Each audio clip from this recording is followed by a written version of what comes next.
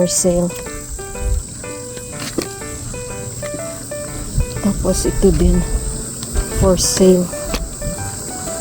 May ano siya, waterfront siya, pero napakahabog. Tingnan yung bahay na ito. Nasa ilalim ng daan.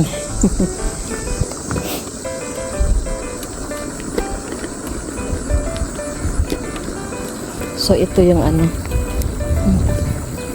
nag-aas sa amin na kopyahin nila yung aming pintura. Guys, ang ganda talaga dito, oh. Tingnan niyo yung lake. Oh. Yan, ang ganda ng lake. Ang ganda pag bakuran mo ay isang lake. Okay, tingnan natin kung hopefully ay hindi tayo makasabaan, mapagalitan ba na punta tayo doon sa cul-de-sac.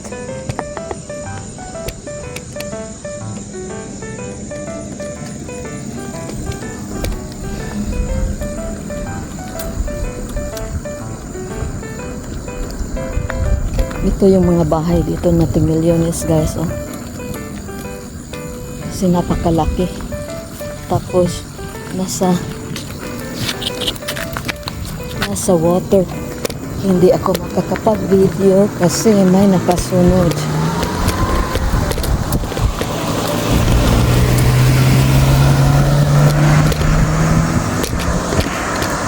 May nakasunod. Baka pagalitan ako. So tuyok tayo.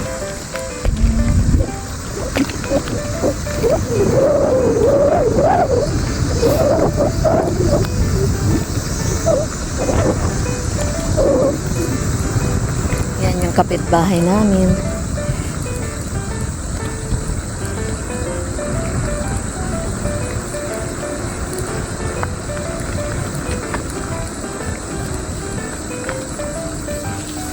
Nasaan na yung asawa ko?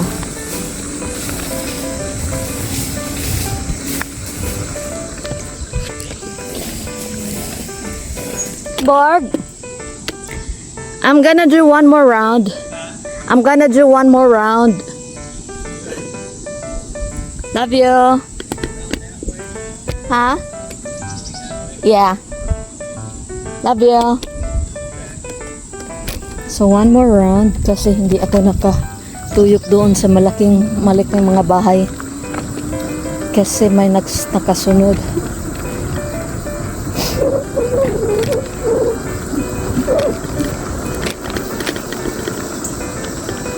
Tuyok tayo dito.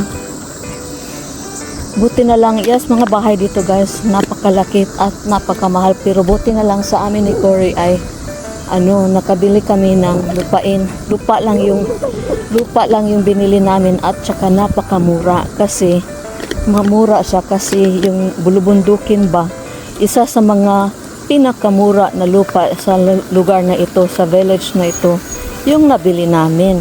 So, yun. Pero hindi ko akalain na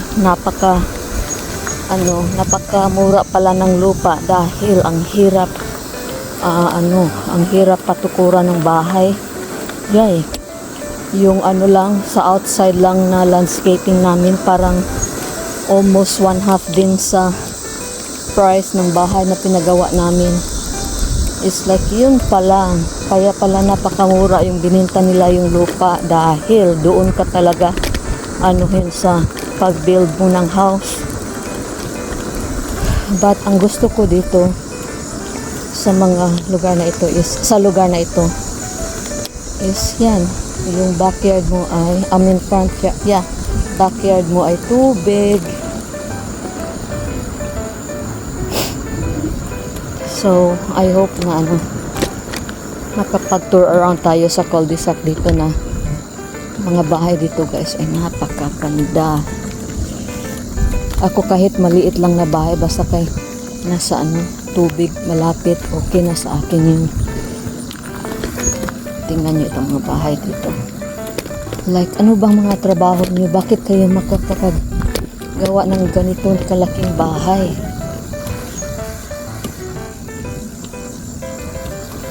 Ooh, may mga deck sila. Yan oh, napakalaking bahay. Pero may mga tao sa deck, baka kita nila nagbe-video ako.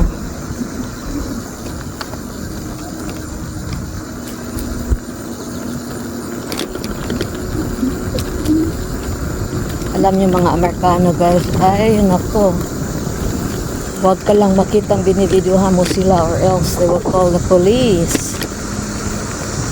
Tatawagan ka talaga ng police. Yung ibang mga bahay dito guys, parang nakalutaw na lang ba? Nakalutaw doon sa ano, sa bangin. Nakakatakot pag ano, may bagyo tapos yun, mag-landslide. Oh my gosh.